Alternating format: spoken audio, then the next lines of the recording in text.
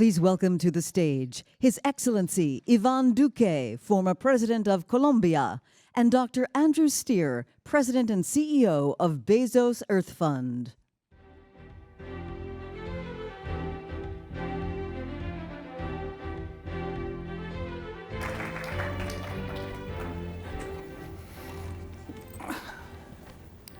Well, good morning, everybody. This is not one person asking the other person questions. It's us having a conversation together. And it's a great honor to be with you, President Duque. Same, Andrew. It's a great honor for me to be here with you.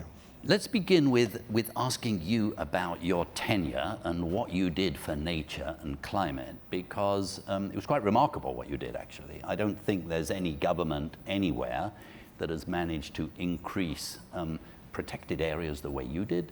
Not many heads of state have written books on climate change. So how did that happen? What motivated you? And not easy. I'm sure that not everybody loved it. So just tell us a little bit about that. Well, first of all, I think it's a life passion. So as we have discussed it in multiple ways, I was raised in a family where the conversation about nature and the protection of the environment was present. And throughout my career, when I was working at the Ministry of Finance in Colombia or at the IDB or in the Senate or even academia, the conversation about climate change for me was crucial. And I remember that when I was in office, I said to my team, which are the bold things that we can do on the environment? And energy transition was there, and we did something very important there, passing from 0.2% of non-conventional renewables to almost 15%. But on protected areas, which was a dream that I had, how could we reach that goal of 30 by 30 that Colombia had committed in my administration? And I remember when we came out from the pandemic, I called Minister Carlos Correa, who might be here in the room, and I said, Carlos, we have to accelerate this. And we were at 13%. So he said, yes, Mr. President, we're certainly going to do it by 2030. And I said, no, we have to do it by 2022. So he was really shocked. But we were able to call academia, and we were able to call the science community and said, how can we do it? And they said, well, we have to do all these revisions of land. We have to do all this monitoring.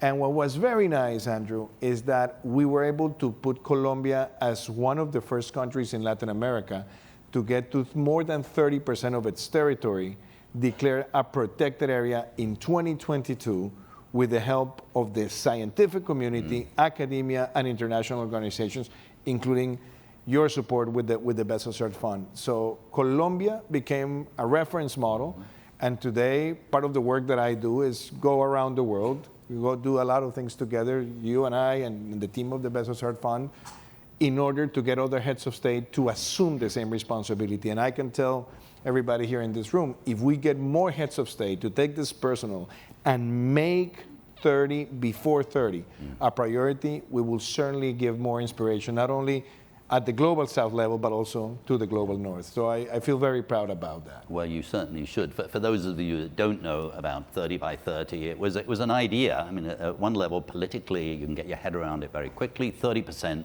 of land and sea to be protected by 2030. 3 years ago, maybe 20 countries had said, oh, we'd be interested in doing that. And we all worked very hard, people in this room included, and we got it up to like 110 countries said, yeah, we're in.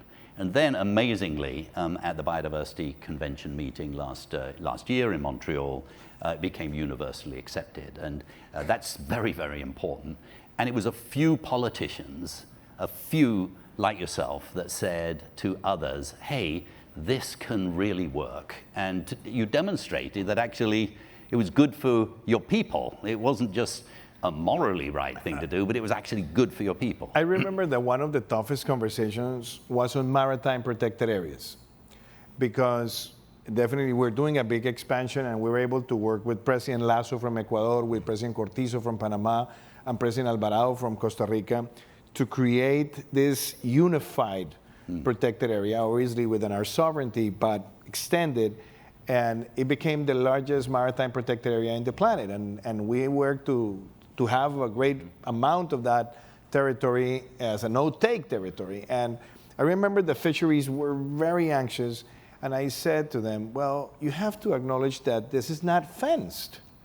If you allow this to be a protected area, if you allow the species to grow, and you're not letting big fisheries come and take the baby fish, to put it in a graphical way, you will allow to have more sustainable fishing years down the road, months down the road.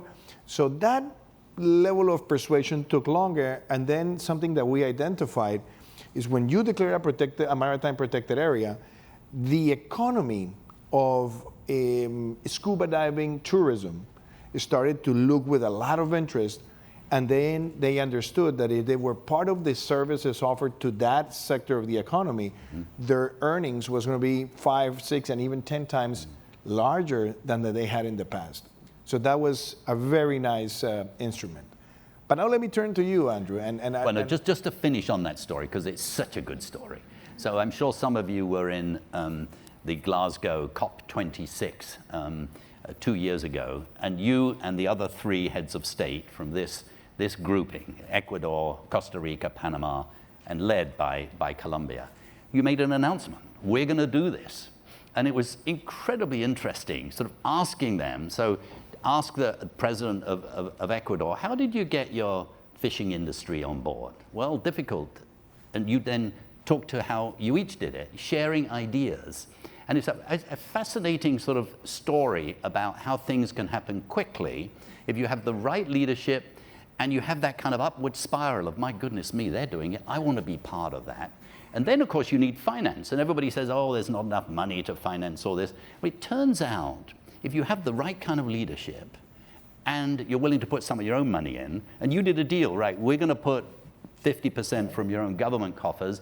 If the others could come in, we at the Bezos Earth Fund came right in, sat with your guys and sat with the other 3, and you convened everybody together, put a financial plan together, and it's now up and running, even although, of course, governments have changed. But also more important that just making the decision, which was bold and required resources, was to assume a moral responsibility. Colombia barely represents 0.6% of all the global emissions, but we're one of the most threatened countries by the effects of climate change. And we set the goal of reducing our NDCs by 51% towards 2030, which is higher than many countries in the global north. And we said, okay, if we're doing this, what's the story behind it? If a country like Colombia that only represents 0.6% of the global emissions makes this kind of endeavor, then it gives a moral responsibility also to the global north. And I think, for example, that you see now prime ministers like John Briceño in Belize saying, you know, I want to get to 30 by 26, and you're seeing other countries in South America that want to embrace this cause, as for example, President Santiago Peña from Paraguay, that you will hear from him here, has also said, we want to move forward. You get more heads of state knowing that what makes the difference is making this issue a presidential issue. And we feel very happy that we're able to organize the Climate Action Cabinet, in which all this allowed all the sectors to participate in their efforts. Yes. But I need to ask you something, Andrew. You have a tremendous background. You came as, before you became the CEO of the Bezos Earth Fund. You were leading WRI. You were special envoy of the World Bank on climate throughout the world. You were also in development finance in the UK. You have a great interaction with the private sector. But you made a very bold decision of creating something big on environmental philanthropy. And I really want to know what's your take on what's the current role of environmental philanthropy in the world, and how can environmental philanthropy leverage the possibility of getting things done sooner? Yeah, wow.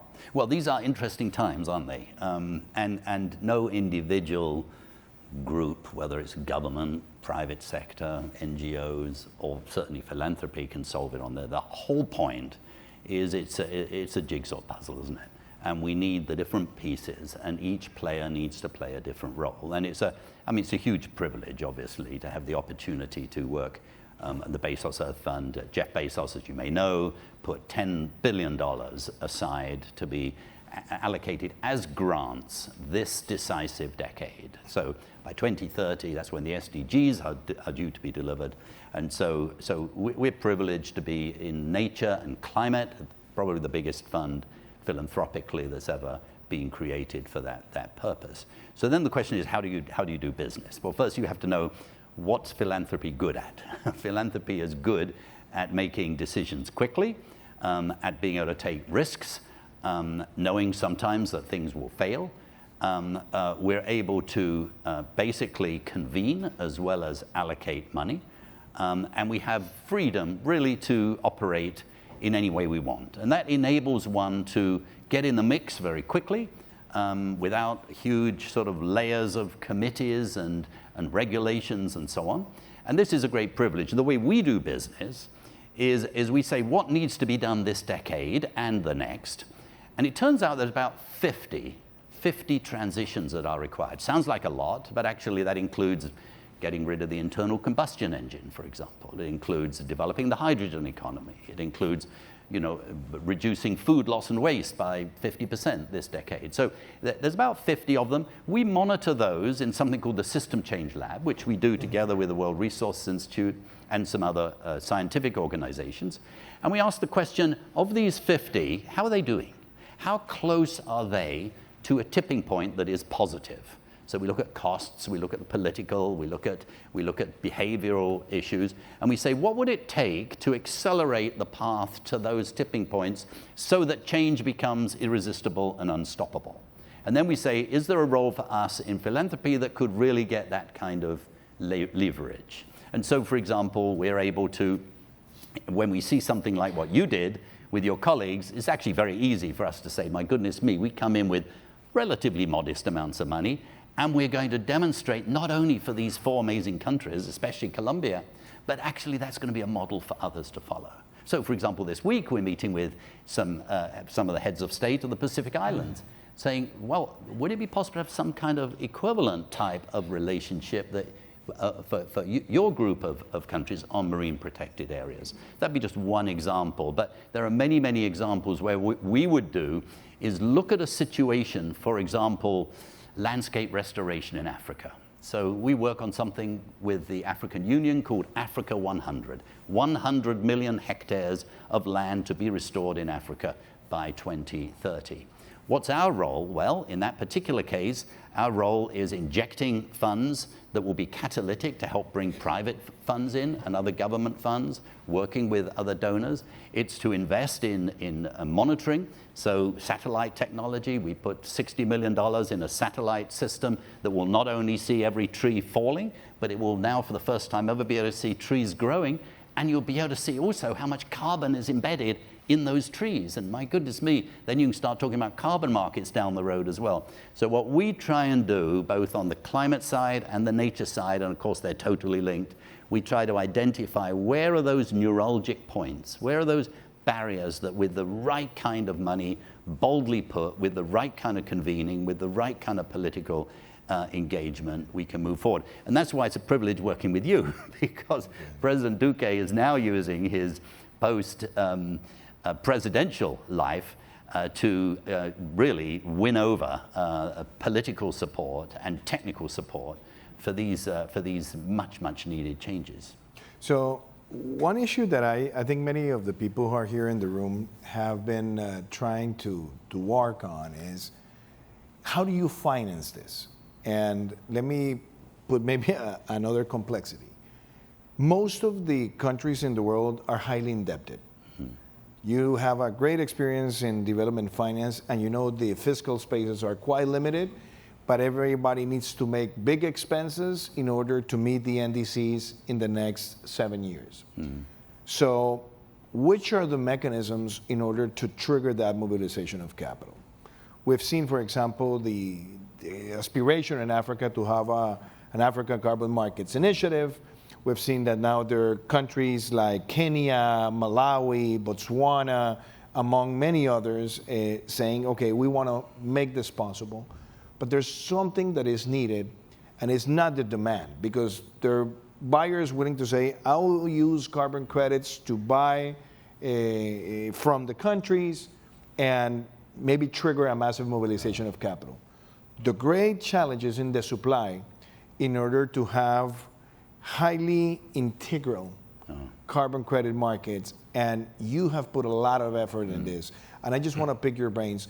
What's your take on how to create those carbon credits with the level of trust and integrity that you think the world is expecting from the Bezos Search Fund perspective? Well, I mean, we're in a much better place than we were, partly because of technology. I mean, we now literally can see on the nature side of things, we can see land use change week by week down to 10 meters by 10 meters, and we actually can figure out how much carbon is embedded in that. We couldn't do that 5 years ago, and so we're in a much better state than we were. Carbon markets, as you know very well, President Duque, have had ups and downs. They started with great fanfare 30 years ago. I was actually running a part of the World Bank then that set up the first pilot programs. And that was incredibly exciting and really great projects. But actually it turned out that because there was not very good monitoring, we didn't really know how to monitor, sort of it went up, but then we went down into the valley of despair. We lost 10 years really, where prices were very low because the businesses didn't want to put money in because they thought no one would trust it, and the supply was very weak, as you say. So now we're in a much, much better position. And you and I were together 10 days ago in Nairobi at the Africa Climate Summit, and it was fantastic. And I know you're an advisor to what's called the African Climate Carbon Markets Initiative, where Africa is saying, wait a minute, you know, carbon markets tend not to come to Africa enough. And so they're setting up a really wonderful organization looking at high quality supply, high quality demand. We also run something else with the State Department in the United States and with the Rockefeller Foundation called the Energy Transition Accelerator, the purpose of which is to really try and mobilize serious amounts of money in the billions of dollars to support the energy transition. So we've got, and I know I've heard you speak on this, President Duque, so you would say this better than I. We've got a little too nervous about carbon markets.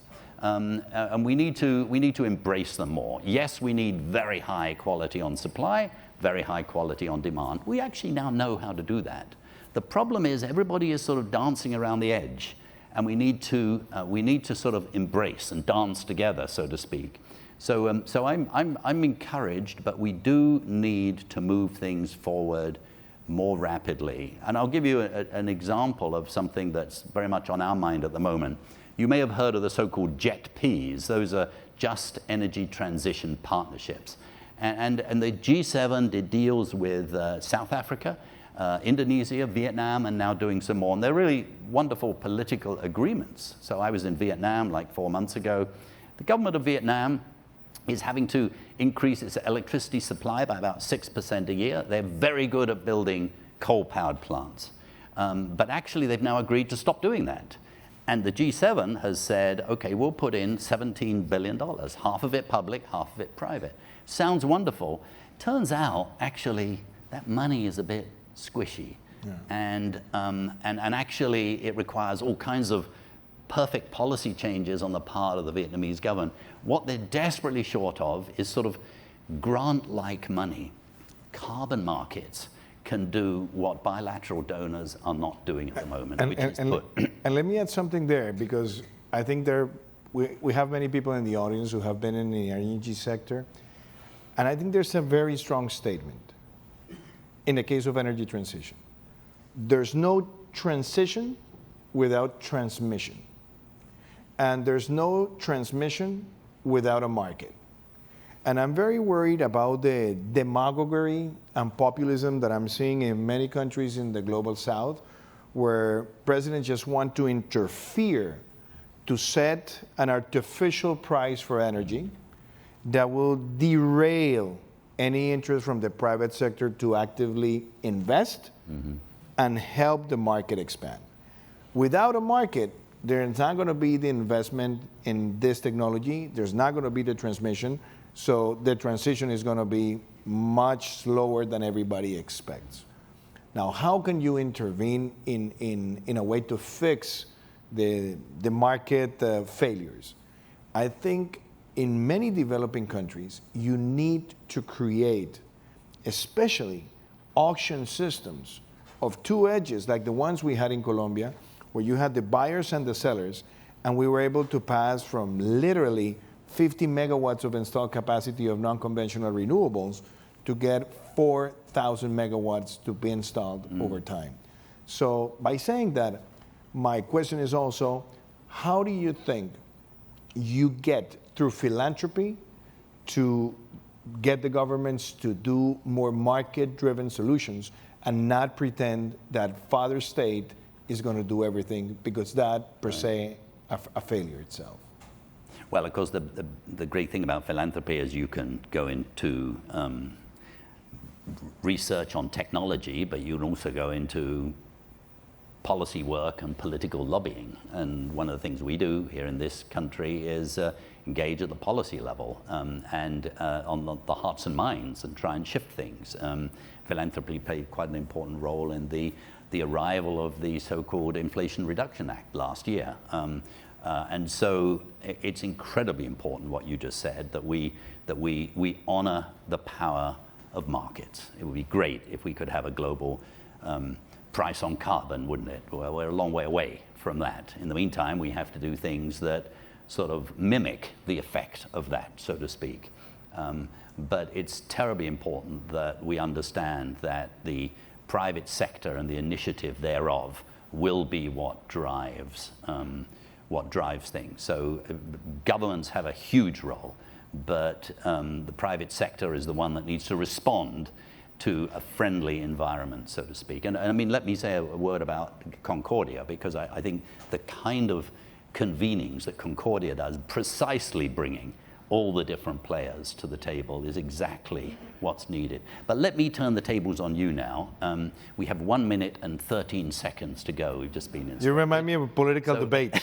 Yeah, then they're going to have the advertisements are coming on after, the commercials. We're heading up to COP28.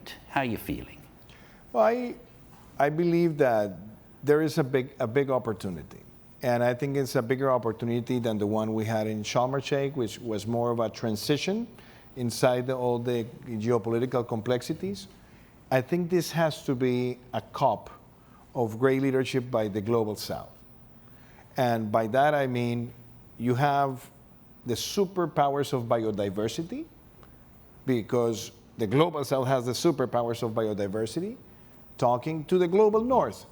And there's no way we're going to get to carbon neutrality without those superpowers of biodiversity. And we're talking about 3 very important hotspots in the planet: the Amazon, the Congo Basin, Southeast Asia. And you have to embrace the value of carbon neutrality. We all do. But nature positive needs to be a strong part of the conversation in COP. Amen. Because there's a lot of pledges, and as I say, well, the good thing about COPs is that every year you go, you get the same pledge based on the money that was pledged the year before, and the year before, and the year before. Yeah. So it's always the same money in many of the bilateral donors' announcements. I think today we really have to get a clear commitment out of what was approved in Montreal to at least have the first 20 billion of mobilization throughout the Global South, from bilateral donors to protect these areas. And also, Andrew, market-driven, nature-based solutions. Carbon credits have a debate per se, but I think as much as you increase the integrity and the scrutiny and the preparation of projects, you'll do things much better.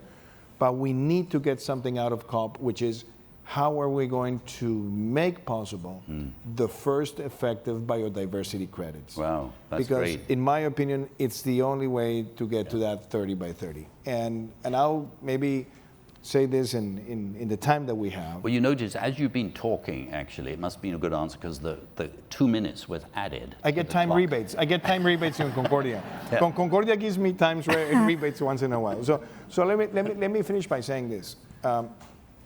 The role of philanthropy, in my opinion, in this, is that philanthropy has been able to show some of the governments that you can mobilize resources faster, effective, and with impact. Right. And my great objective as a participant in many of these conversations in COP is, how are we going to get the most stronger commitment ever made to mobilize the resources to protect those basins and really show that carbon neutrality is not possible without nature positive. So that's a perfect way to end. Look, I mean, it's so easy, isn't it, to get depressed at the moment. We just had the Stocktake report, which says we're way off track on the Paris deal. Very easy to think, let's give up on the 1.5 degrees. It's too difficult. And a good excuse for us all to sit back. It turns out that actually there's a huge amount to be hopeful about. We're sponsoring something called the Groundswell Initiative, trying to get a groundswell around a recognition that there are amazing positive tipping points in our near-term future. If you look at renewable energy, for example, we've already crossed a tipping point. Look at electric vehicles, small vehicles. We're really crossing that tipping point. Still needs to be accelerated, but that's exactly what is happening.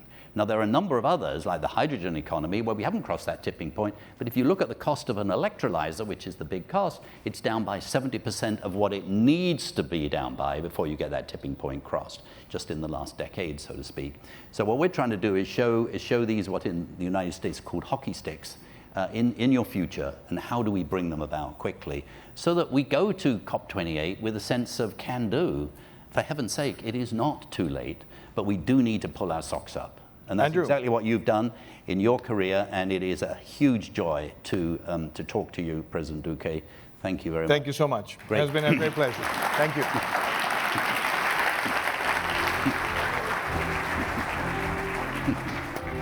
That's great. Amazing. I really